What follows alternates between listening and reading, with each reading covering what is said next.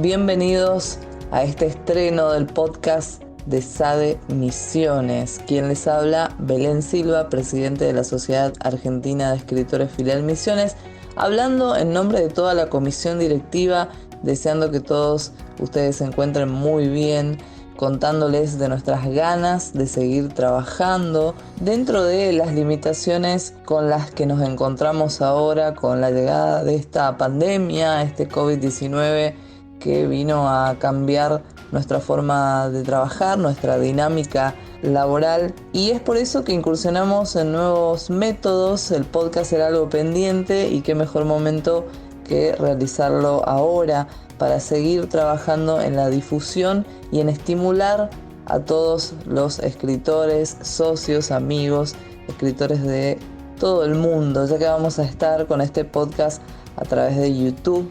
Llegamos a todos. Vamos a publicar también en la nube cada episodio para que puedan descargarlo en MP3 y llevarlo en todos sus dispositivos. En el primer podcast, el estreno, este primer episodio, vamos a estar hablando con Guillermo Lopetegui, este escritor y periodista uruguayo que muchos de nosotros conocemos. Ha estado 2 años consecutivos en el evento homenaje a Horacio Quiroga que realizamos en el mes de febrero, todos los años, a propósito del aniversario de su fallecimiento. Ha sido jurado de los certámenes, tanto joven como el de adultos, y mantenemos un intercambio de audios que terminan en este podcast, donde le hacemos preguntas y recibimos respuestas interesantísimas. Todos invitados entonces a disfrutar de esto, y en la primera parte vamos a preguntarle cómo está atravesando esta pandemia desde su lugar y que nos cuente un poco cómo es ese lugar que habita el escritor uruguayo, ávido lector y seguidor de Horacio Quiroga. También vamos a preguntarle cuáles son sus influencias literarias y que nos diga cuáles son para él los libros esenciales que todos deberíamos leer.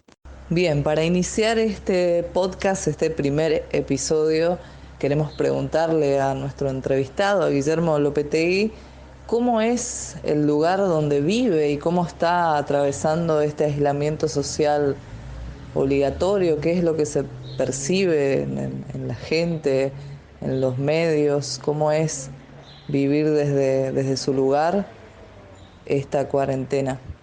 Bueno, queridísima Belén, buenas tardes. Estoy aquí efectivamente en mi casa, en mi castle, como yo lo llamo, mi castillo, aquí en Pascual Beach, también como yo llamo a esta zona, que se llama en realidad Playa Pascual, pero para mí Pascual Beach es otra cosa, es mi proyección de todo aquello que amo, que quiero, que me acompaña, libros, discos, películas, sueños, escritura también, mis animalitos, mis perros, mis gatos, bueno, todo eso conforma mi mundo, ¿no? Pero yendo directamente a la primera parte de la pregunta, este lugar donde vivo pertenece al departamento de San José, pero está más cerca de Montevideo. Es un balneario a 32 kilómetros de Montevideo, del departamento de Montevideo, de la ciudad de Montevideo, en el departamento de San José y en el kilómetro 32. Mi casa está a media cuadra de la playa. En la actualidad, toda esta zona, Montevideo, a Montevideo y San José, el departamento de San José lo divide el río Santa Lucía, es como el límite. Bueno, pasando ese río Santa Lucía, cruzando el puente, ahí comienza una zona, empieza el primer paraje se llama Delta del Tigre, y el último, que es el más importante, es Playa Pascual. Toda esta zona, ahora hace varios años, se llama Ciudad del Plata. Suena bastante rimbombante el nombre, pero bueno, yo siempre digo que de ciudad no tiene mucho porque no hay un banco, hay 2 cajeros nomás. Pero tiempo atrás, una queridísima amiga, una especie de sobrina intelectual que tengo, de ahijada intelectual que tengo, que es socióloga, me decía que las ciudades no se miden por los servicios que puedan tener, sino por la cantidad de gente. Bueno, en ese sentido, toda esta zona, Ciudad del Plata, tiene hoy por hoy unos 88.000 habitantes. divididos en diferentes, claro, en lo que eran los parajes que hoy son barrios, le dicen. Bueno, el más importante siempre fue Playa Pascual, porque Playa Pascual era y es, o era mejor dicho, el balneario de una zona llamada Rincón de la Bolsa, que nunca se supo si era Rincón de la Bolsa o Rincón de la Balsa. Hasta ahí también hay leyenda. O sea que hace unos 12 años que vivo aquí y bueno, y lentamente aquí vivió mi madre en los últimos años y bueno, una vez que ella partió a otra dimensión, me vine yo para aquí y lentamente lo que era la casa de mi madre se empezó a convertir en Pascual Beach Castle, como yo lo llamo. Bueno, yo tengo un apartamento en Montevideo, al que voy a veces, voy algunos días, pero mi lugar en el mundo es este. Incluso a través de mis viajes y eso, eh, a lo largo de mis viajes, tarde o temprano siempre estoy pensando, bueno, cuando vuelva aquí, ¿cómo voy a volcar toda esa experiencia recogida en los diferentes viajes que he hecho, sobre todo desde el 2018, ¿no? Cuando yo me jubilé, yo fui empleado de la Cámara de Senadores, administrativo. Estuve 37 años y mi trabajo era leer y corregir todo lo que se editaba en la Cámara de Senadores, ¿no? Todo lo que se publicaba ahí. Bueno, y a partir del el 4 de mayo fue el último día que fui y el 6 de mayo me fui de viaje. Me fui a Europa un mes y medio. Eh, Fui a Rumania justamente a asistir a la presentación de tres libros de autores uruguayos. Uno soy yo, un libro que me editaron allá, una antología traducida al rumano, yo la titulé Esas obsesiones tan deseadas. Después seguí viaje, atravesé toda Rumania, llegué a Venecia, quería ir a Venecia, amo Venecia, y de Venecia después me fui a París, a Francia. Estuve 4 días recorriendo el Valle del Loire, ¿no? Con un matrimonio amigo mío francés. Estuvimos en 6 castillos, Chenonceau, Chambord, Chaumont, Vaux-le-Vicomte, etcétera. Y en Vaux-le-Vicomte lo importante perdón, en Amboise, que fue otro de los castillos donde estuve, lo importante que tiene Amboise es que en su capilla, la capilla de Saint-Hubert, está enterrado Leonardo da Vinci, nada más y nada menos. Bueno, y después seguí hasta España. Y en España justamente me reencontré con mis editores españoles que acababan de editar mi segundo poemario. Yo siempre fui narrador, ¿no? Hasta el 2016, donde publiqué mi primer poemario, Mascarada, y en 2018 se publicó el segundo, El Pascualense Errante, y ahora justamente, en una de tus preguntas me hablabas de mis proyectos, bueno, algo ya concretado. Justamente el otro día terminé mi tercer poemario y lo envié a Madrid, donde lo van a editar, que lo titulé Serenísima Nostalgia. Y casualmente ayer, o causalmente, en la madrugada de hoy, lo estuve leyendo todo de corrido en pantalla y me quedé muy contento con el producto. Cesare Pavese, gran poeta y narrador italiano, dice en el oficio de vivir, mejor dicho, en el oficio de poeta, que va siempre con el oficio de vivir, que fue el diario que él llevó desde los 15 años hasta los 40, en que falleció, se suicidó. Pero en el oficio de poeta él dice que un relato es bueno cuando la primera línea empieza por maravillar a quien lo escribió. Y yo en ese sentido me sentí, bueno, maravillado, contento, feliz, conmovido con la lectura que hice de Serenísima Nostalgia bueno, de este poemario que se va a publicar en Madrid. Bueno, yendo a la segunda parte de tu pregunta, eh, con respecto a esta pandemia que estamos viviendo todos, bueno, y a diferencia de la Argentina, en Uruguay, aclaro que no hay una cuarentena obligatoria, con lo cual yo estoy en desacuerdo con eso. Yo creo que tendría que haber habido una cuarentena obligatoria, porque mucha gente ha desobedecido el pedido del gobierno de que nos quedemos en las casas, ¿no? Bueno, yo aquí hace semanas que estoy, recién salí el viernes pasado, este viernes y sábado tuve que ir a hacer unas compras, y pagar unas facturas en la avenida principal, la Main Street, como yo la llamo, y, y fui con tapaboca, con guantes de látex, etcétera. Vi gente que no está con nada de eso, pero yo hago mi autorreclusión. ¿Tá?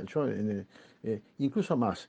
más allá de que el gobierno uruguayo sea más blando o menos blando con respecto a este tema, yo me puse firme con esto, porque es la forma que tenemos de colaborar todos para que esto se detenga algún día, ¿no? Me parece perfecto el discurso del presidente Fernández, lo sigo a veces en TN, y, y lo veo más coherente incluso en muchos aspectos, más conciso en sus, bueno, en sus alocuciones que lo que es acá nuestro presidente, ¿no?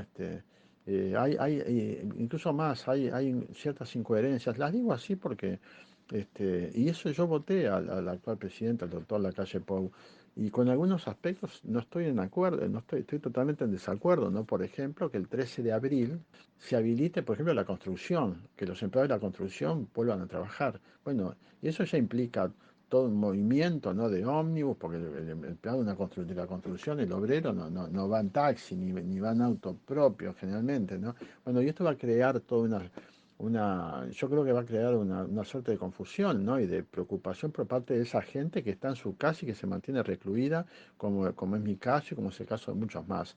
Y por el otro lado, otra cosa que tampoco me gusta, que no estoy de acuerdo, es con que el 22 de abril se habiliten las escuelas rurales, a excepción de las escuelas rurales que hay en el departamento de Canelones, que es un departamento que está al este de Montevideo. Olvidé aclarar, creo que el departamento de San José, donde está Playa Pascual, está al oeste de Montevideo.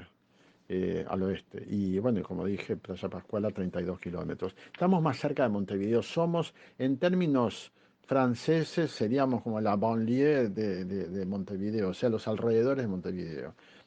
A tal punto que la característica del teléfono es de Montevideo, no es de San José. Porque la capital de San José, que se llama San José de Mayo, incluso está a 60 kilómetros de Playa Pascual por la ruta 1, olvidé decirlo, ¿no? La ruta 1 es la que une Montevideo con Colonia, ¿no? Cuando yo me voy a Buenos Aires, por ejemplo, este, mismo cuando me he ido a Misiones, voy primero por Buenos Aires y voy por la ruta 1 y tomo el buquebús allá en Colonia, para cruzar a Puerto Madero. Bueno, o sea que redondeando este tema de la...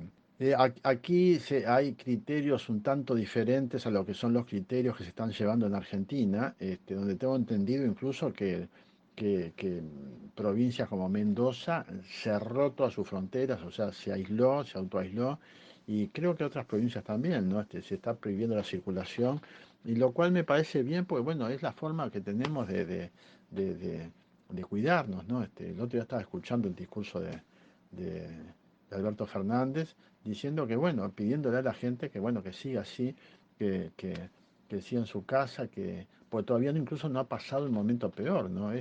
Bueno, acá el criterio es diferente y bueno, pero hay una cosa, ¿no? Conforme han pasado los años y en mi experiencia como ser humano, más allá de todo aquello que se sugiera o que no se sugiera fuera de mí, más allá de eso, trato yo de imponer mis reglas para mí mismo, no para los demás, no para mí está. Entonces, bueno, más allá de que el gobierno, en este caso uruguayo, no sea tan inflexible como lo está haciendo el gobierno argentino, bueno, yo sí soy inflexible conmigo mismo, entonces trato bueno, de abocarme a eso que se pide para poder detener esta pandemia. Eso es lo que puedo decir con respecto a este tema, que es la segunda parte de tu pregunta, querida Belén.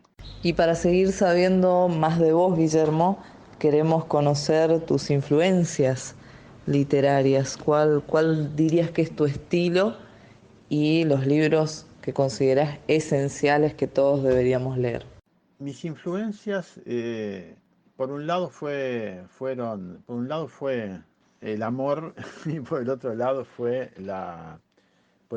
y por el otro lado fue en principio un escritor como Horacio Quiroga en el origen de mis inicios. Digo el amor porque allá cuando yo tenía 17 años por ahí, me agarré un metejón enorme con la hermana de un amigo mío. Yo tocaba en un grupo de rock, tocaba el bajo y él era el baterista y yo la conocía a ella, ¿no?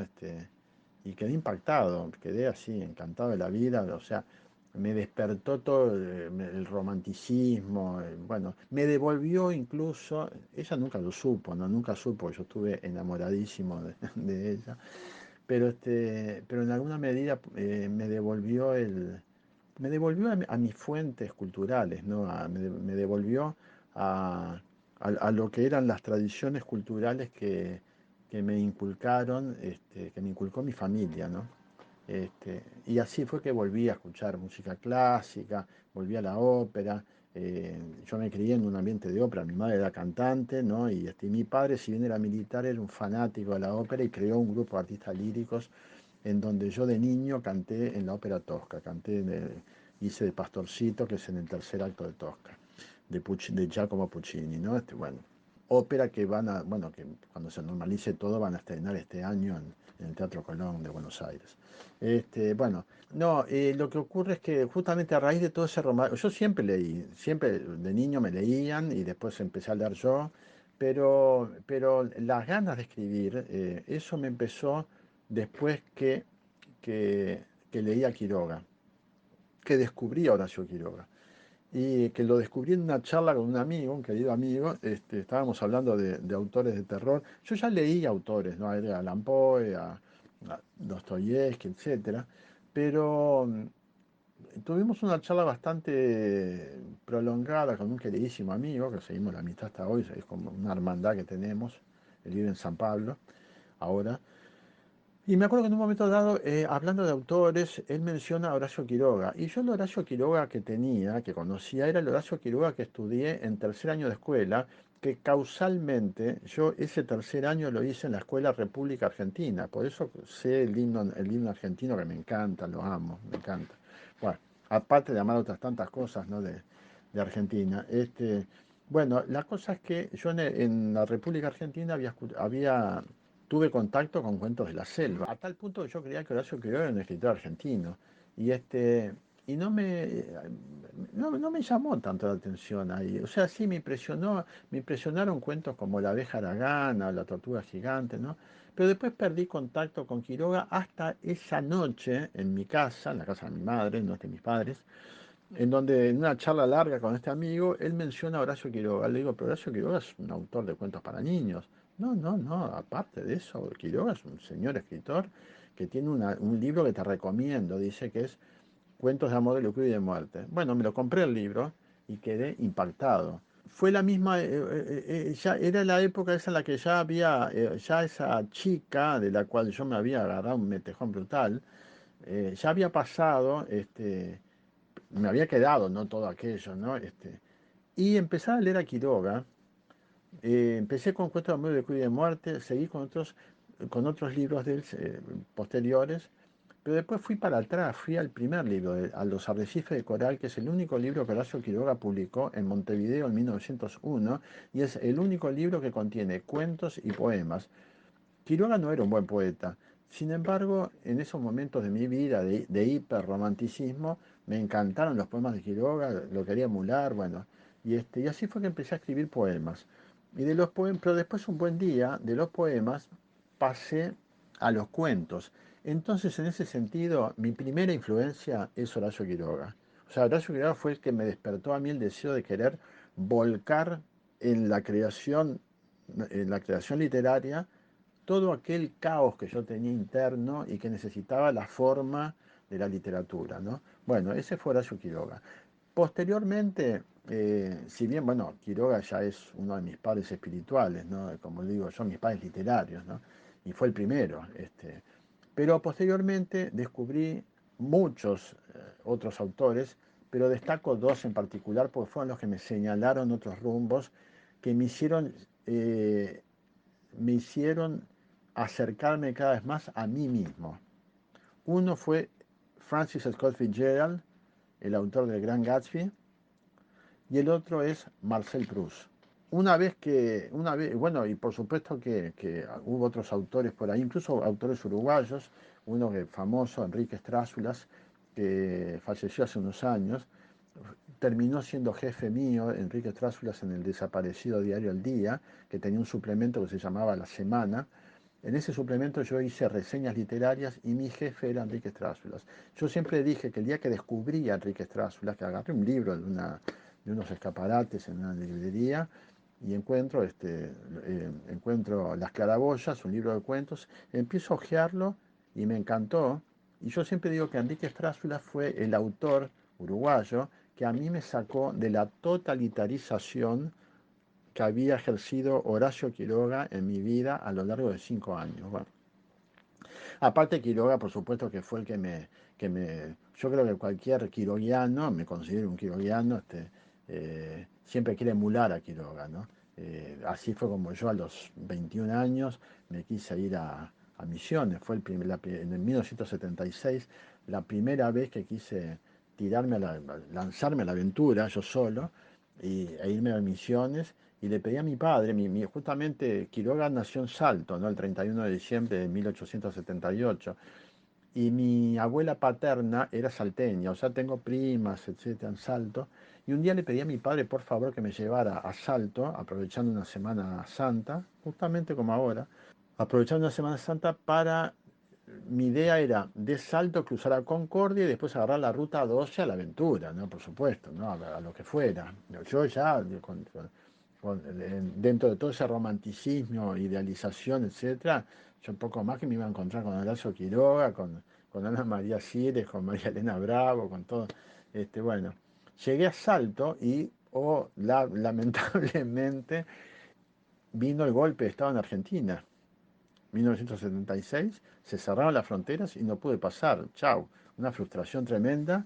Y recién, 11 años después, en 1987, hice otro viaje que fue un viaje que hice por Santa Fe, Chaco, Formosa, Paraguay, Foz de Iguazú, las cataratas, y por ahí bajé, veníamos en el auto con la que después fue mi mujer, ¿no? La madre de mis hijos, y hoy es ex mujer. Bueno, veníamos en el auto por la ruta 12, El Dorado, Monte Carlo, etcétera, y yo ansioso por llegar a San Ignacio, a la casa de Quiroga. Bueno, llegué y fue otra frustración, porque en 1987, hacía poco tiempo que había fallecido Juan Escalera, hijo del famoso cuidador y amigo de Quiroga, Isidoro Escalera.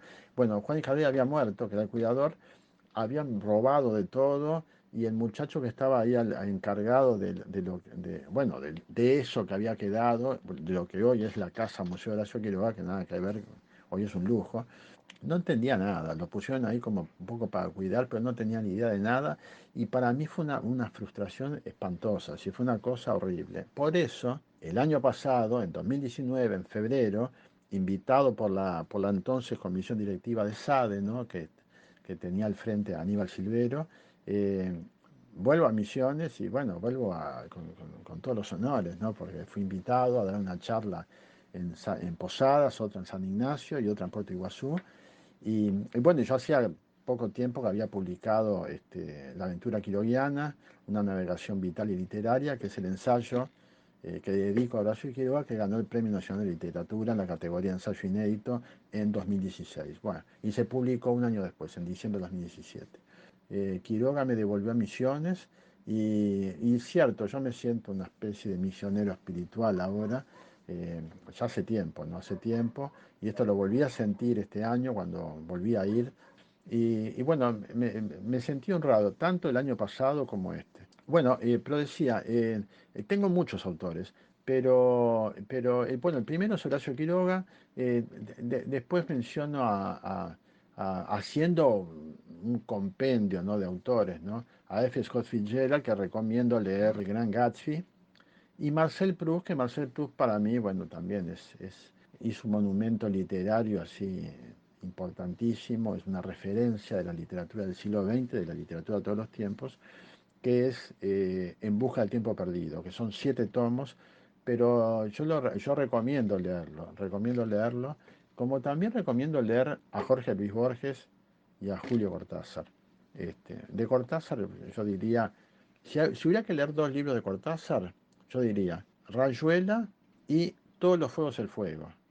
donde ahí hay un cuento, que es el último cuento del libro, que se titula El otro cielo, cuento del cual yo di una charla hace ya unos años. También di una charla de Cortázar en Cuba en 2012, cuando fui invitado a participar en 2 congresos. Las 2 charlas que di fueron sobre Julio Cortázar, una, y sobre Cintio Vitier, que es un poeta y narrador cubano, fue la otra.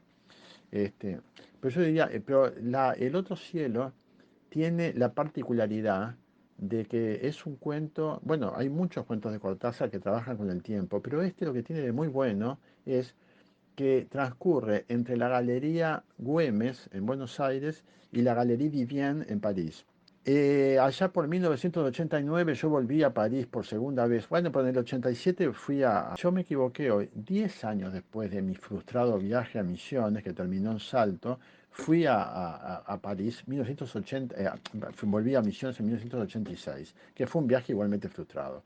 En el 87 fui a París invitado a un coloquio de relaciones franco-uruguayas, relaciones culturales franco-uruguayas en la Sorbonne. Y en el 89 vuelvo a París y voy a la Galerie Vivienne, porque en el cuento El otro cielo de Cortázar, de Julio Cortázar, él empieza en la Galería Güemes y es un hombre que entra en la Galería Güemes allá por el 1930, una cosa así, pero cuando sale del otro lado está en París 100 años antes y viviendo otra aventura que no tiene nada que ver con lo que es su vida en el Buenos Aires de los años 30, donde se está por casar y la novia está preparándole a jugar y todo lo demás, pero él en París vive una experiencia así, removedora, tiene que cuidar a una prostituta que vive en las guardillas de la Galerie Vivienne. Bueno, en el año 89 yo estaba en París de vuelta y fui a la Galerie Vivienne, conocí la Galerie Vivienne y de la Galerie Vivienne ahí después me fui metiendo por lo que se llaman los pasajes techados de París, que son todas aquellas galerías, incluyendo la Vivienne,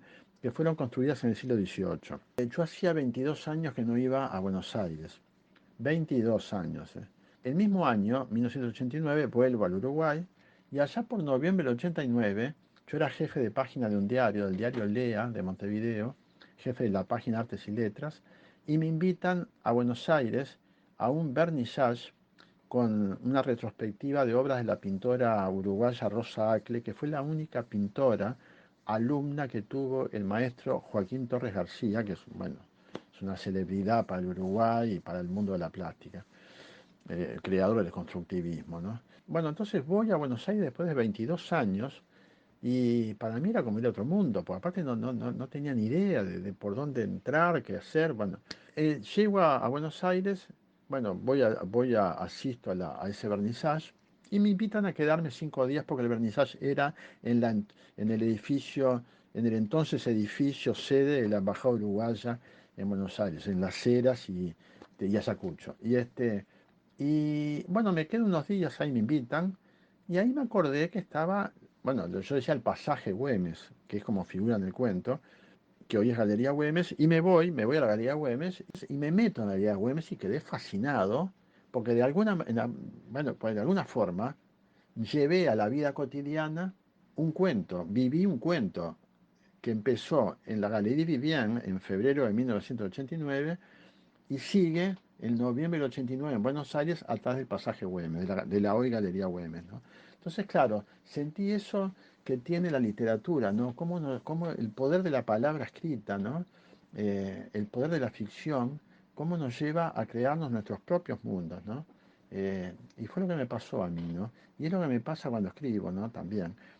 Yo recomiendo Rayuela y Todos los fuegos el fuego, por un lado, de Quiroga, Cuentos de amor y de locura y de muerte. Estoy hablando de aquellos libros que son referenciales para pintar a un autor, ¿no? Cuentos de amor y de locura y de muerte de Quiroga fue el libro que catapultó a Quiroga a la fama en el Río de la Plata. Ese ya era autor de otros libros, él, ¿no? De Historia de un amor turbio, El crimen del otro, y antes de Los arrecifes de coral, pero el libro que a él lo hace famoso es Cuento de amor y de muerte, que lo recomiendo. Recomiendo ese de Quiroga y recomiendo otro más, que es el que publica en 1926, Los Desterrados, que es el único libro realmente homogéneo de Quiroga, en donde todos los cuentos transcurren en Misiones. Bueno, ese es el otro libro referencial.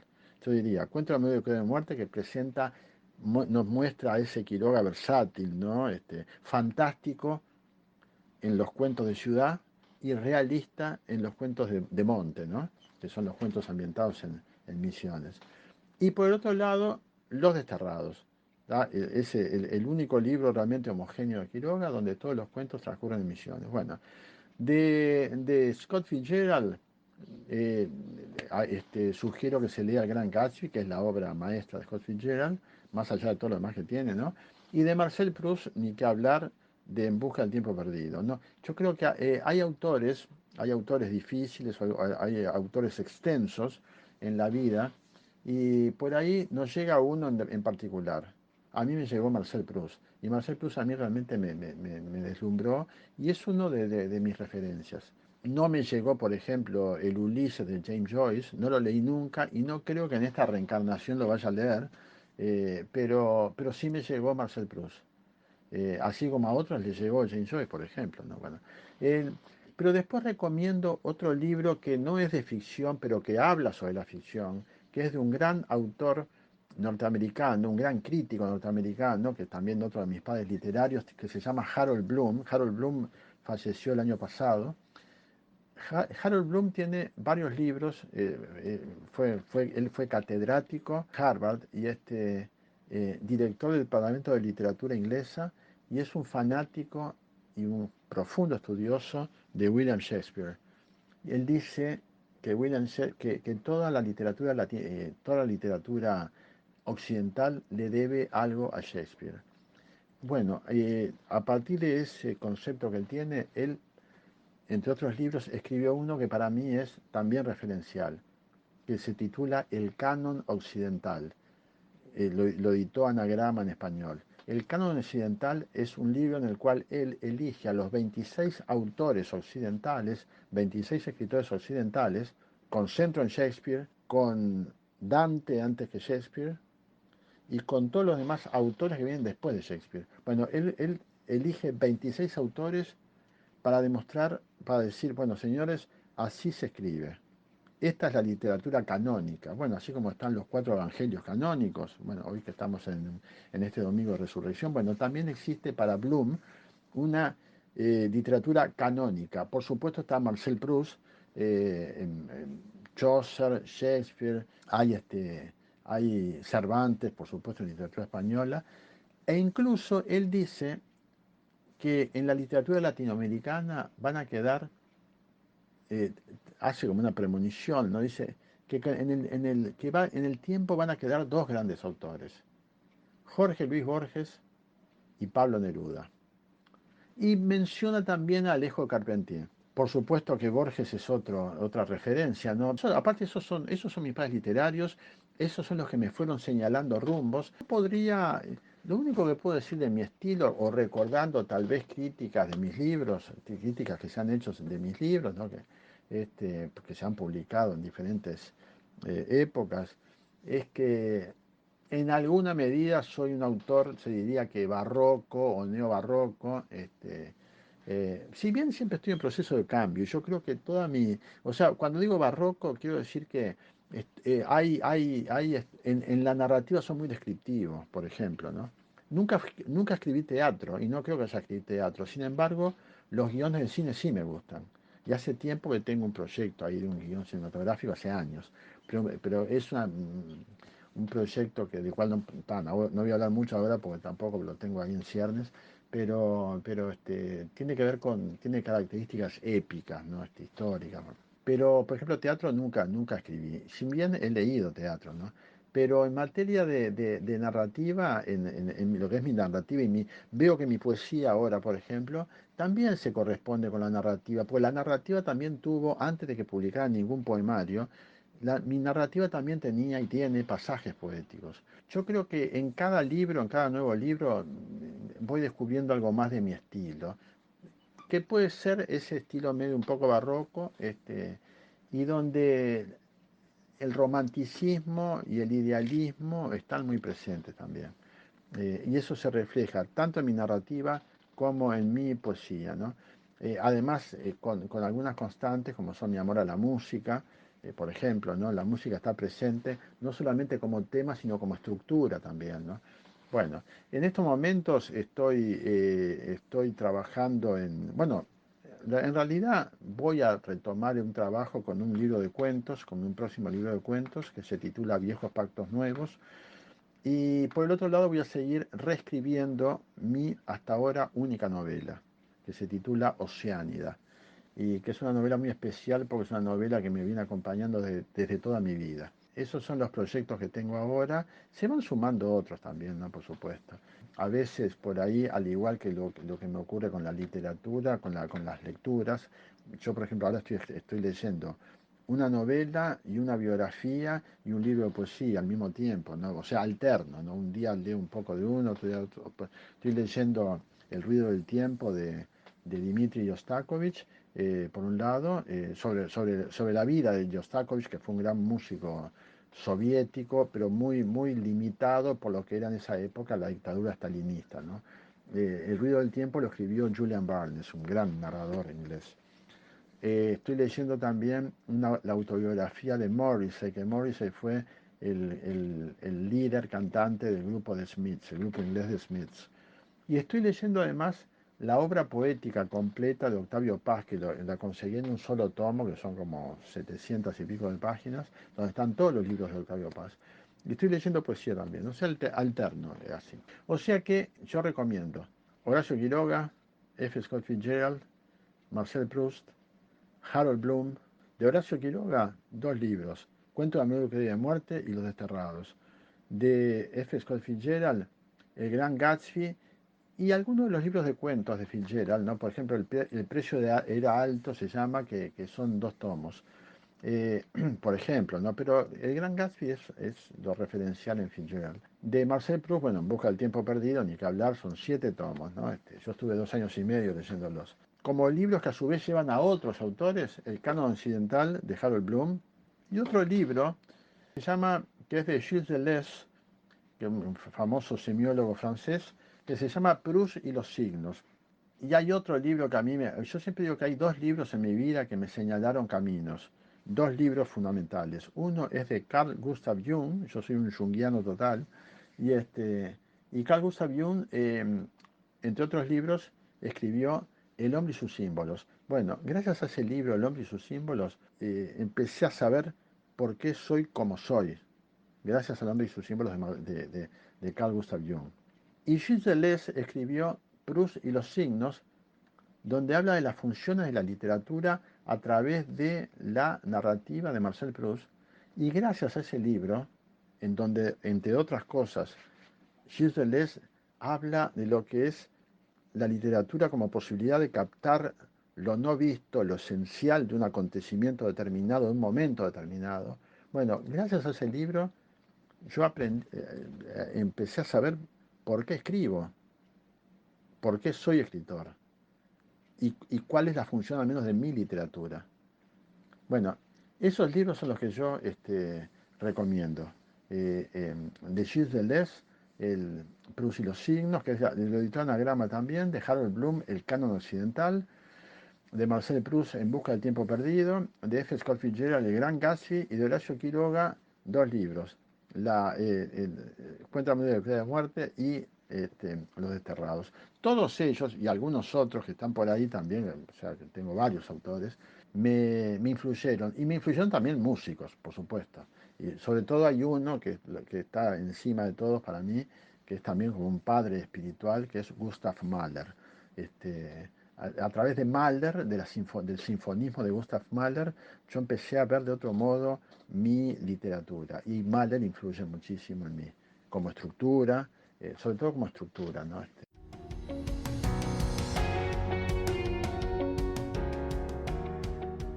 Son invitados también a seguirnos en las redes sociales. Estamos en Facebook, en nuestra fanpage SADE Misiones, Sociedad Argentina de Escritores Filial Misiones, y también en Instagram, @SADE Misiones es nuestro usuario allí. Vamos a la segunda parte donde indagamos un poco más en qué le pareció a Guillermo el evento de Horacio Quiroga de este 2020, qué le parece la pluma misionera, hacia dónde va el escritor misionero, que nos cuente también en qué está trabajando, cuál es su metodología de trabajo y mucho más para cerrar este primer podcast SADE Misiones.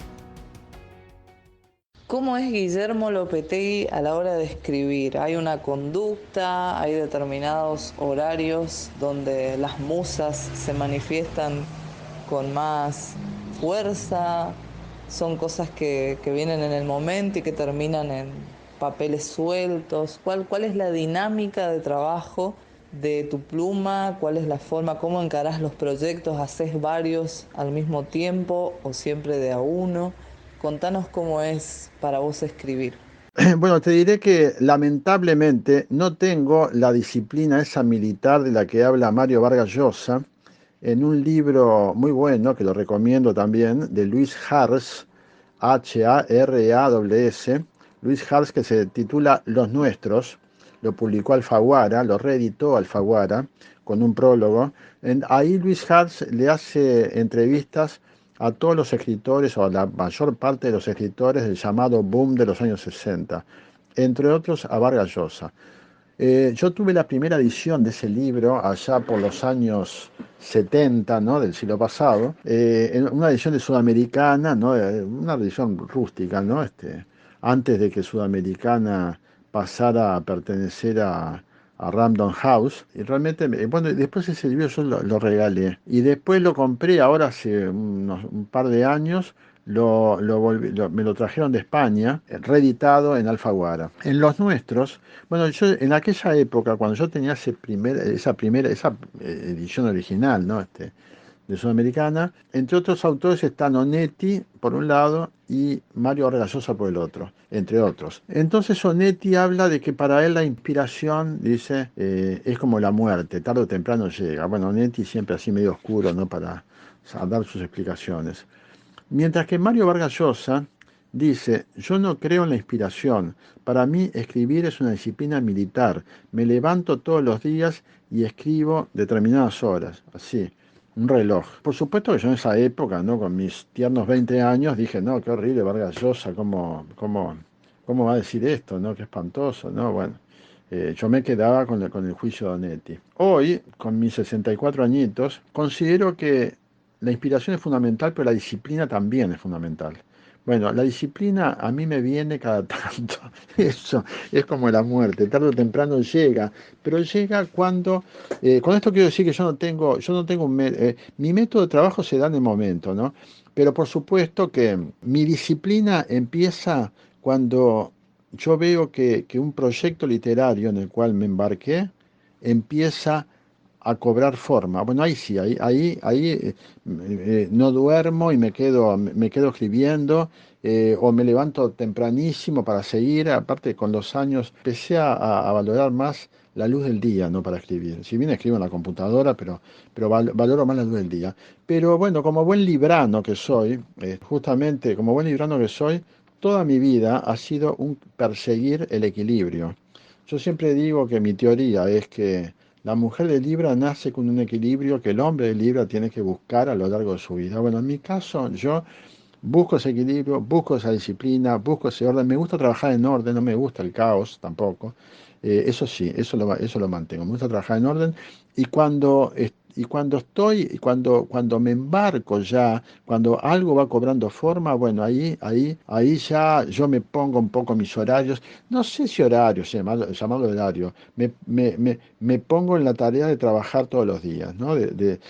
Para haber completado ese proyecto. La vez que sí me puse una disciplina de escritura fue allá por febrero de 2017, cuando escribí una novela basada en un cuento mío que se titula La carcajada del caballero Wilhelminus, y que ese cuento salió publicado en la revista Fantástica de Montevideo. Se llama así, Fantástica.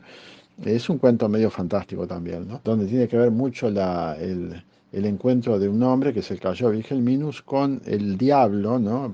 Para hacer un pacto que le permita a ese hombre vivir unos 400 años para poder leer todos los libros que tiene.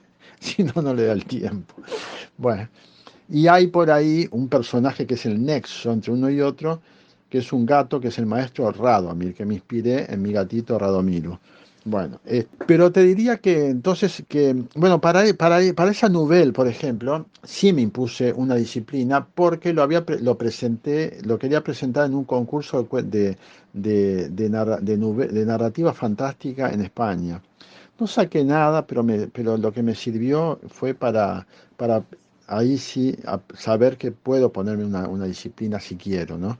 Y bueno, y aquí me la puse y escribía más o menos 3, 4 páginas por día, todos los días. Y en un mes escribí, bueno, es una novela de 70 y pico de páginas, y en ese mes escribí la novela, la corregí y la mandé allá. Bueno, me pasó esa vez, ¿no? Pero hay proyectos con los cuales he estado una vida, sin ir más lejos, mi novela Oceánida, ¿no? También, que está en proceso de reescritura. Pero y ahora voy a retomar el trabajo con mis cuentos, para ver si ya puedo este año publicar allá en Montevideo, publicar acá en Uruguay, un noveno libro de cuentos, que es al cual hice referencia hoy, Viejos Pactos Nuevos. Que Viejos Pactos Nuevos es un cuento que ya fue publicado allá por 2007 en uno de mis libros, Los Reflejos en la Noche, que es un libro que me editaron en Buenos Aires. Ediciones Andrónico de Buenos Aires me lo editó porque fui el ganador del primer concurso de cuento y poesía que organizó esa editorial allá por 2006.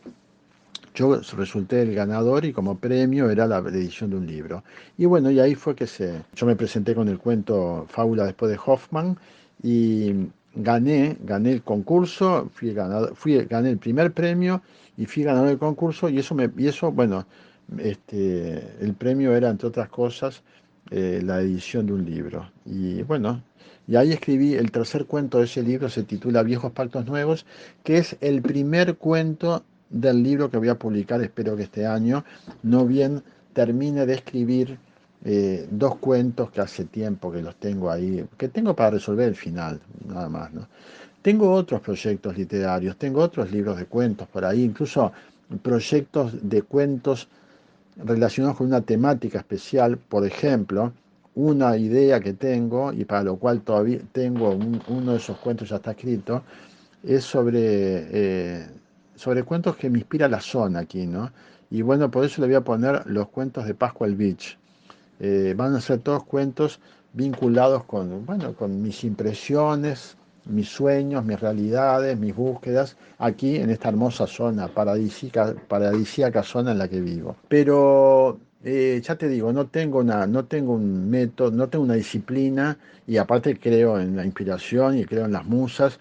Y bueno, de hecho ahora, hace el otro día, uno de los últimos poemas que escribí, que integran este libro que se va a editar ahora, se titula Musa, y yo reconozco que muchas veces he hecho como oídos sordos a la musa, ¿no? Y al contrario, no tengo que hacerle más caso.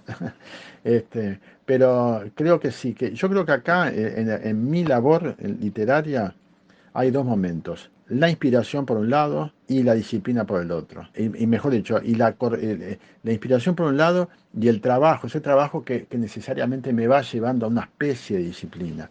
Pero en general trato de trabajar en... Tengo varios proyectos empezados, pero cuando me pongo a trabajar, trabajo en uno, no trabajo en varios. Ojalá, Giuseppe Verdi, por ejemplo, compuso La Traviata y Trovatore en el mismo momento. Incluso hay partes de una ópera y otra que se relacionan, ¿no? Me digo musicalmente, ¿no? Yo las asocio. Pero bueno, es un genio como Verdi, ¿no? Yo no soy ningún genio.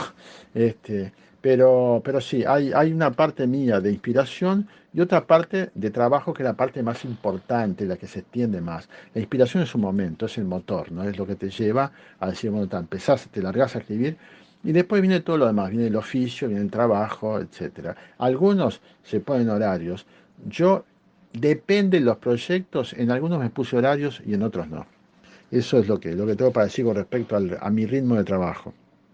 Bien, en febrero, poco antes de este aislamiento social obligatorio, de la aparición de este COVID-19, tuvimos el evento de Horacio Quiroga, tradicional evento en San Ignacio Misiones y tuvimos el placer de tenerte nuevamente. Has sido jurado en repetidas oportunidades, tanto del certamen joven como del certamen de adultos. Y queremos que nos cuentes qué sacás en limpio de este último evento, qué te pareció a nivel evento, a nivel participantes del certamen. ¿Cuál es tu análisis? Bueno, yo me siento muy acredenciado a estas alturas con misiones, con los misioneros, con mis amigos misioneros. Siento que una parte mía está allá, queda allá. Y bueno, tanto el evento del año pasado como de este, en el cual, bueno, tuve el honor de ser invitado, me confirmaron la, la, la vigencia de un escritor como Horacio Quiroga. Para mí hoy Horacio Quiroga, si bien nació en Salto en 1878, murió en Buenos Aires en 1937 y vivió los últimos 30 años de su vida en Misiones, en Argentina, una parte muy importante en Misiones. Bueno, Horacio Quiroga hoy por hoy es un escritor del Río de la Plata, ¿no? Por supuesto, y es tanto argentino como uruguayo. Y viceversa. Aparte es más, Horacio Quiroga en su momento adoptó la nacionalidad argentina entre 1903 y 1917 y lo cual esto le permitió ser también, bueno, aparte el padre de Horacio Quiroga era argentino, ¿no? Y tenía familiares en Argentina, ¿no? Etcétera, y toda su gran producción la hace en la Argentina. O sea, pero incluso dentro de la Argentina veo la tremenda importancia que tiene la presencia de Horacio Quiroga en Misiones. Yo realmente estoy conmovido por eso, por ver cómo todos ustedes, los misioneros, le rinden culto cada año, y por eso para mí fue un gran honor estar presente, tanto el año pasado, en el cual además de dar una charla en Posadas, otra en San Ignacio y otra en Puerto Iguazú, bueno, que recorrí todo Misiones, y para mí aparte fue emocionante porque era volver a Misiones, pero volver de una forma tan diferente a como fui en 1986, que me acuerdo que fui y me volví a Montevideo con un sentimiento de frustración impresionante. Y haber vuelto el año pasado y ver lo que soy la Casa Museo Horacio Quiroga, con el agregado del facsímil de la copia del bungalow, ¿no? Que se dejó ahí como regalo en 1989, creo. Para mí es emocionante ver la presencia quiroguiana en Misiones, en Misiones y en provincias aledañas, ¿no? También la presencia, bueno, no podemos olvidar que Horacio Quiroga fue también autor con Leonardo Glusberg del libro Suelo Natal, que fue un libro para la escuela, fue un texto escolar que tuvo vigencia durante varios años, ¿no? Eh, bueno, lo que quiero decir con esto es que estoy encantado con el tipo de organización que se hizo tanto el año pasado como en este. Doblemente honrado en cualquiera de las dos oportunidades, porque en el año pasado, aparte de ser invitado a dar una charla en estos tres lugares, bueno, integré con Aníbal Silverio y Evelyn Rucker el jurado en el concurso que organizó la subcomisión de joven de SADE, de escritores jóvenes de SADE, y realmente fue un hermoso trabajo, un hermoso encuentro con colegas. Yo me siento realmente honrado y me encantó el acto que se hizo, en, en- en- en Misiones el año pasado, como por supuesto el acto que se hizo este año en San Ignacio, en particular. Me encanta cómo está llevando toda la nueva directiva de la SADE filial Misiones. Eh, y me encantó el nivel o sea, creo yo que bien otorgados las distinciones en este concurso Horacio Quiroga, Tintas de Amor y Locura y de Muerte, en donde también tuve el honor de ser jurado, con Víctor Hugo Valledor y con Rubén Darío Mota. Me pareció muy bueno el nivel. En particular recuerdo ahora, hay los cuentos que hizo este, Marcelo Datcher, el director del video El Desterrado, Horacio Quiroga El Desterrado, que él escribió el cuento El Velatorio. También lo tengo muy presente. Y después el cuento en el que trata, que sacó el tercer premio, ¿no? El cuento que trata sobre la muerte de Horacio Quiroga, ¿no? Cómo se describe ahí el ambiente de Buenos Aires de los años 30. Bueno, eso también me gustó, me encantó, ¿no? Y los poemas también, por supuesto, y veo la cómo Horacio Quiroga llegó, bueno, autores como el guatemalteco, que ganó el primer premio, cómo influye la vida y la obra de Horacio Quiroga en los escritores, no solamente de la región, sino de toda América Latina y bueno, y del universo, ¿no? Del occidente, ¿no? Pues después de todo, Horacio Quiroga y por hoy es un escritor que forma parte de la literatura universal y colocó en el mapa a Misiones, ¿no? Gracias a su vida en Misiones se convierte un poco en el precursor del realismo mágico. Así que a mí yo muy contento y felicito nuevamente, te felicito a ti, Belén, y en tu nombre a toda la comisión directiva de la SADE, de Filial Misiones. Aparte, este año tuve la oportunidad, a diferencia del año pasado, en donde estuve un día nomás en San Ignacio. Estuve un día en la casa de Horacio Quiroga, bueno, entre la casa de Horacio Quiroga y el Club de Río, ¿no? Y después ya seguí viaje para Puerto Iguazú. Después recién volví y estuve 3 días en la casa de una escritora amiga, ¿no? De ahí de Ofelia Jiménez, allá en el Teyucuaré. Pero este año sí, este año estuve 5 días en San Ignacio y lo disfruté de otro modo también, por supuesto. Pero yo veo una gran fuerza organizativa, pujanza, energía, ganas de hacer cosas y sobre todo eso, entre otras cosas, trae, afirma cada vez más la presencia y la vigencia de un escritor como Horacio Quiroga, que además, si bien no creó una escuela, pero creó a muchos fanáticos. Bueno, en San Ignacio está, ¿no? El Club de Fanáticos de los Cuentos de Horacio Quiroga, ¿no? Que dirige Rebata. Y a su vez, el que un escritor como Horacio Quiroga haya tomado a Misiones como uno de los escenarios más importantes de su narrativa, también posibilitó que se fuera generando una literatura misionera. De hecho, Horacio Quiroga, que escribió artículos de discusión así en las revistas donde trabajaba, en Caras y Caretas, en Nosotros, en Atlántida, muchas veces él se firmaba misionero. Y bueno, y Quiroga puede decirse que es el primer escritor misionero, ¿no? No siendo misionero, pero que toma a Misiones como materia de una parte importantísima de su cuentística, de su narrativa. Bueno, así que mis felicitaciones y tanto el evento del año pasado, organizado por otras autoridades, como el de organizado por la nueva comisión directiva, realmente me encantó me encantó todo la organización, todo lo que se hizo en la Casa Museo Horacio Quiroga, lo que se hizo en el Club de Río, los premios que se dieron, la calidad de los premios. Yo estoy encantado, acá tengo mis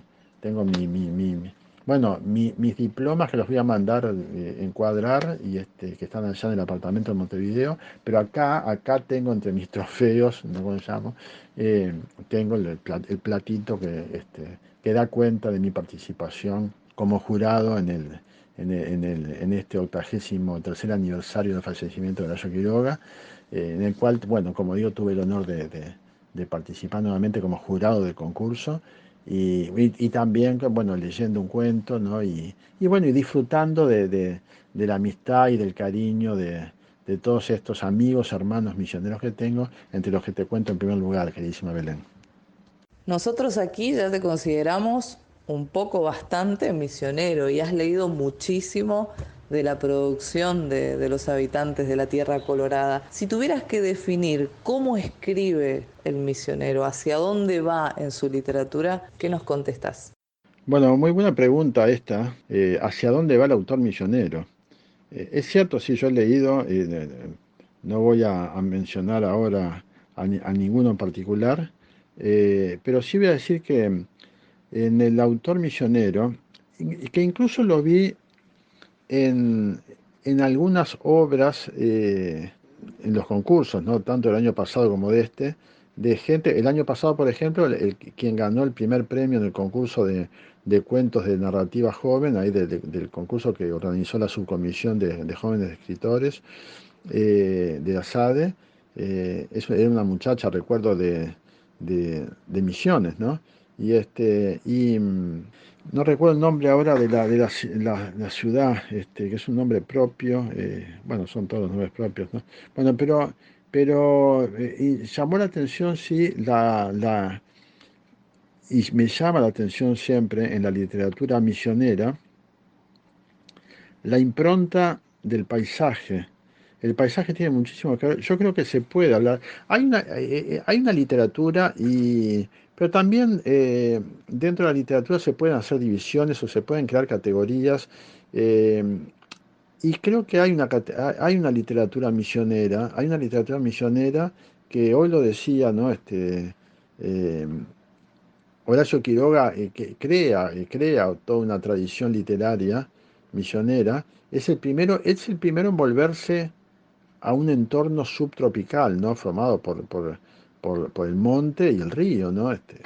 Bueno, pero creo que, pero me parece que esa actitud que él tiene de volcarse, es la que luego va a seguir toda una tradición de escritores misioneros, ¿no? En donde, y que ya no, algunos habrán querido emular a Horacio Quiroga en su momento, otros no, pero hay una cosa que es indefectible. Pongamos que no hubiera estado nunca Horacio Quiroga ahí, y hubiera surgido otro escritor, necesariamente, o sea, hubiera surgido un escritor en Misiones, ¿no? Sí, que Horacio Quiroga no hubiera existido. Yo creo que tarde o temprano el primer escritor misionero en ponerse a escribir necesariamente iba a hacer referencia al paisaje. Porque es verdad, el paisaje lo es todo. Sobre todo yo diría, ahora que estuve en Apóstoles el año pasado también, invitado a un encuentro internacional de escritores que convocó el grupo de escritores de Apóstoles, que, que- que- que también conduce Analí Ortiz. Pero Apóstoles, por ejemplo, está más próximo al río Uruguay. Y en toda esa zona ya el paisaje cambia, incluso hasta me hace acordar un poco más a lo que puede ser el litoral uruguayo, ¿no? Pero, pero el litoral de Paraná, paranaense, es diferente. Bueno, es toda esa impronta que tiene la selva, ¿no? Que tiene el monte. eh, yo estuve recorriendo el Teyucuaré, tanto el año pasado como y bueno, y sin ir más lejos, estaba en la casa estuve alojado en la casa tanto el año pasado como estuve unos días en la casa de Aida Ofelia Jiménez y de Carlos Miguel Leirías, y que es en pleno Teyucuaré, ahí, ¿no? En el monte del Teyucuaré, en la selva, la cabaña que tienen. Y necesariamente la imponencia de ese ambiente tiene que influir en la literatura. O sea, yo diría que acá, a su vez, creo que se da una fusión, un intercambio, o una fusión también entre lo que son los conflictos personales, las búsquedas personales del escritor, estoy hablando del escritor misionero, y por el otro lado, lo que le da al ambiente y el intercambio que se da entre lo conflictivo, entre lo sensitivo y la impronta geográfica, ¿no? En este caso, la selva, ¿no? Eh, Así que sí que hay, y lo veo en varios escritores, ¿no? En varios escritores, tal vez, obviamente que no todos, pero tarde o temprano alguno se volvió a ese entorno que para mí es paradisíaco, ¿no? Es la selva misionera, el monte misionero, es impresionante. Yo creo que influye más, ahí está. En la literatura misionera me parece que en parte influye más ese entorno natural que todavía queda, con lo que puede ser el entorno citadino. Este, y otra cosa también que quería también destacar, el año pasado, antes de ir a Misiones en febrero del 2019, había visto justamente el video, el desterrado, Horacio Guimarães el desterrado, ¿no? De Marcelo Dacher, y me llamó la atención uno de los testimonios de alguien que decía, no, bueno, hoy por hoy ya Misiones no es lo que era en la época de Horacio Quiroga, la selva ya prácticamente no existe. Pero yo cuando fui allá, cuando fui a la casa de Aida de Aida Jiménez y de Carlos Miguel Leirías, yo pensaba que me iba a encontrar con un jardincito nomás donde había habido selva. No, no, no, no, es la selva, es el monte. Yo me quedé impactado. Me quedé impactado con el Club de Río, con la visión del peñón allá del Teyucuaré, que no es ese peñón, el peñón del Teyucuaré está del otro lado, no sé, pero ese peñón impresionante que hay ahí, que por supuesto a mí me remite a La Deriva, el cuento de La Deriva, ¿no? Donde cuando dice, ¿no? Entre paredes de basalto de 100 metros de altura, el río corría fúnebremente encajonado. Bueno, es brutal. Y ese paisaje lo sigo viendo. Me acuerdo que en una caminata que hicimos entre la casa de estos queridos amigos y el peñón del Teyucuaré, hay 2 kilómetros. Íbamos caminando por un camino abierto en el medio del monte, digo, no, no, no, y entonces por eso digo que en la literatura misionera se destaca muchísimo el encuentro del personaje con el entorno natural, geográfico, que en este caso es hegemónico, y es así, es hegemónico. Incluso se ve en los cantautores, en los cantautores de la zona, de la provincia, el monte está presente, siempre está presente. Eh, toda esa impronta, ¿no? Que tiene la selva misionera está presente en la poética musical, ¿no? E incluso, bueno, por supuesto que también está presente en algunos casos todo ese pasado indígena, ¿no? Que sigue presente, ¿no? Que sigue, pues, eh, se habla, hay zonas que se hablan guaraní, ¿no? Que la influencia del guaraní es importantísima, ¿no? Y se ve todo eso, ¿no? La literatura misionera tiene sus características determinadas. En este caso, yo diría, en la mayor parte de los autores, personaje y paisaje se encuentran, tarde o temprano siempre se están encontrando y uno influye en el otro. Eh, Esa es la impresión que tengo, en mi modesta impresión como lector, sobre todo, de obras que leí de autores misioneros.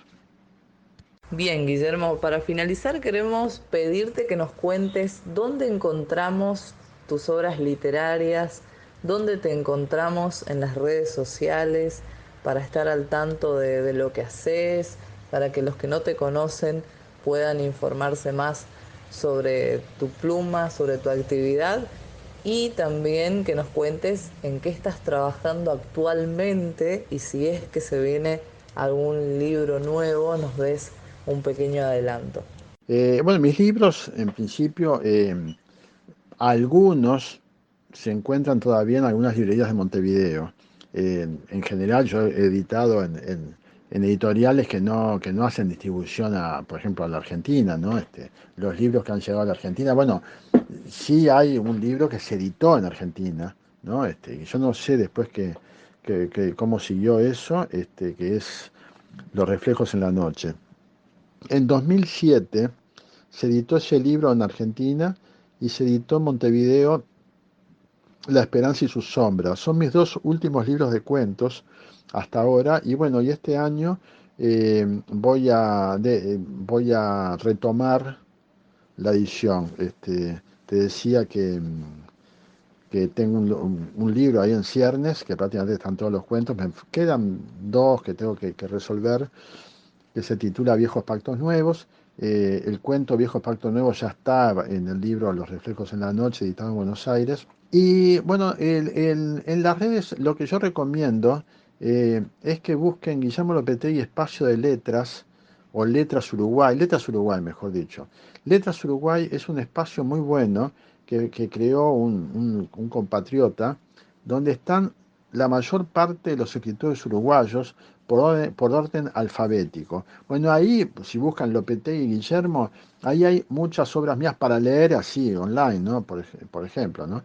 Cabe destacar también que cuando publiqué La aventura quiroguiana, se presentó en Montevideo, pero también se presentó en la Biblioteca Nacional, pero también se presentó el 8 de noviembre en Buenos Aires en el Instituto Hannah Arendt y también en la Biblioteca Juan B. Justo. En unos días que estuve en Buenos Aires, donde formé parte, también participé de un simposio de literatura latinoamericana convocado por la SADE, bueno, por la SADE Central, ¿no?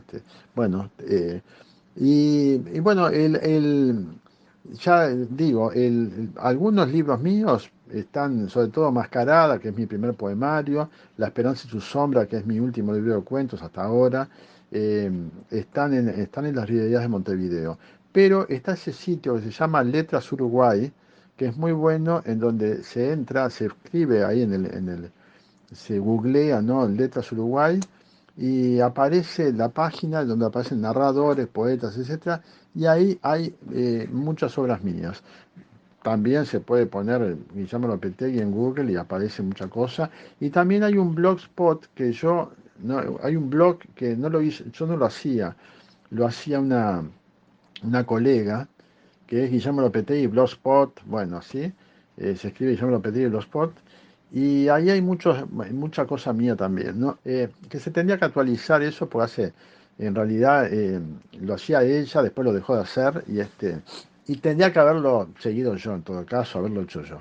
Pero bueno, también estoy con ideas de hacer algún día una página web, ¿no? Con todos mis trabajos. Ese es un proyecto que tengo que lo voy a tener que llevar adelante. En materia de proyectos, como digo, como decía hoy, por un lado está eh, este libro, Viejos Pactos Nuevos, está ese tercer poemario que fue a España, y está la reescritura de mi novela, ¿no? También, Oceánida. Eso es a grosso modo los proyectos que tengo para este año, ahora que ya marchó para Madrid mi tercer poemario, bueno, abocarme a terminar este libro de cuentos, este otro libro de cuentos, abocarme también a seguir y terminar la reescritura de esta novela, ¿no? Que es un trabajo importante y bueno, es un tour de force, ¿no? Como se dice, ¿no? Esos son los proyectos que tengo para este año, ¿no? A nivel de internet, Letras Uruguay, se escribe Letras Uruguay y y ahí aparece la página y buscan por la L Lopetegui Guillermo y ahí va a haber, hay varios libros de mis libros y hay cuentos de cada uno de esos libros. Eso por un lado. Está Guillermo Lopetegui Blogspot, es lo otro, también ahí hay bastante material entre narrativa y crónicas. Eh, y después, bueno, otros, otros, hay otros sitios por ahí, hay bastante, ¿no? Y bueno, y espero sí que para mis próximos libros, bueno, pueda distribuir o llevar allá a Misiones, ¿no? O mandar o enviar a Misiones, ¿no? Pero esos son y bueno, decía, ¿no? Con respecto a los proyectos, Oceánida es una novela que transcurre la mayor parte en un balneario que tiene características muy parecidas a las de Punta del Este. De hecho, en la novela se llama La Península. En líneas generales, la música tiene mucho que ver porque es la historia de un crítico de música que va a ese balneario a buscar a un compositor italiano se desencuentra con el compositor y se encuentra con alguien que es como una especie de soñador que quiere, que quiere eh, reformular la sociedad a partir de la construcción de lo que él llama la construcción flotante, como él le llama, a lo que sería, bueno, un barco, ¿no? Y ahí meter lo positivo de la civilización occidental y marchar hacia Oriente o hacia el renacimiento de uno mismo, ¿no? Y el amor tiene mucho que ver ahí también. Eh, y hay tres personajes masculinos principales. Está ese soñador, está ese músico italiano que busca un amor del pasado, y está ese crítico de música que está entre los dos, ¿no? Entre los otros dos, ¿no? Es una novela en donde se plantea mucho el tema de la elección de lo individual y y lo material, ¿no? Por el otro lado. Este, y tiene, bueno, muchas cosas. Eh, Eso para mí ha sido y es un reto grande, ¿no? Es hasta ahora mi única novela y, y pasan los años y cuando hablo de ella o cuando releo partes o cuando me propongo ya encarar seguir encarando la reescritura, a mí por lo menos me sigue resultando vigente todo lo que escribí. Teniendo en cuenta que la primera redacción de la novela es de cuando yo tenía 26 años. Pero bueno, son esos grandes proyectos que tengo para mí, ¿no? Otro libro de cuentos. Hay, por supuesto que hay otros libros ahí proyectados, ¿no? Pero que quiero ahora sacar se titula Viejos Pactos Nuevos. Y, y donde hay algunos cuentos han sido publicados en revistas, ¿no? Algunos cuentos de este próximo libro, pero donde, bueno, donde lo teatral, lo musical, lo operístico está presente, sobre todo en dos cuentos. Fábula después de Hoffman, que fue uno de los cuentos editados en Buenos Aires en el libro Los Reflejos en la Noche, pero que voy a volver a editar ahora acá en el Uruguay. Y el otro cuento es Recinto Sagrado, que transcurre dentro de un teatro también. Así que en esas estoy. Y por supuesto que Oceania tiene mucho de música y lo que estoy escribiendo siempre tiene algo, siempre está esa impronta eh, musical, amorosa, romántica, etcétera, ¿no? Sí. Y bueno, y ahora esperando, bueno, y esperando ahora que pase todo esto para que se va a editar en Madrid el tercer poemario. Y bueno, en algún momento cuando se normalicen los vuelos, todo, me van a mandar ejemplares de allá. Así es la cosa. Así que por supuesto que cuando tenga ese libro aquí, voy a tener el gusto de mandarte, Belén, algunos ejemplares para allá, para Misiones, en donde, como tú muy bien decís, yo me siento ya un misionero y como lo expresé este año, ¿no? El 22 de febrero pasado, que era el día de cumpleaños de mi madre, lo expresé en Misiones, en mi alocución en la Casa Museo Horacio Quiroga, ¿no? Espiritualmente me siento un misionero, y es así, me siento un misionero. En alguna medida, a veces lo comento, me siento como nos llamó el brigadier general Juan Antonio Lavalleja en el desembarco de los 33 orientales el 19 de abril, que ahora se va a cumplir fecha. Él nos llamó, claro, no existía el Uruguay, ¿no? Nos llamó argentinos orientales. Y yo a veces digo, medio en broma, medio en serio, sí, soy un argentino oriental, pues me siento muy identificado, ¿no? Con la Argentina, amo Buenos Aires, canta Buenos Aires, Cortázar me enseñó a amarlo más, todavía Borges también, y amo Misiones, por supuesto. No solamente por Horacio Quiroga, sino por toda esa gente linda, hermosa que he encontrado, estos escritores encantadores, eh, y bueno, y con quienes se creó este vínculo, que es el que hace que ahora yo esté disfrutando de contestarte todas estas preguntas que dice Belén, y espero que nos volvamos a ver en algún momento.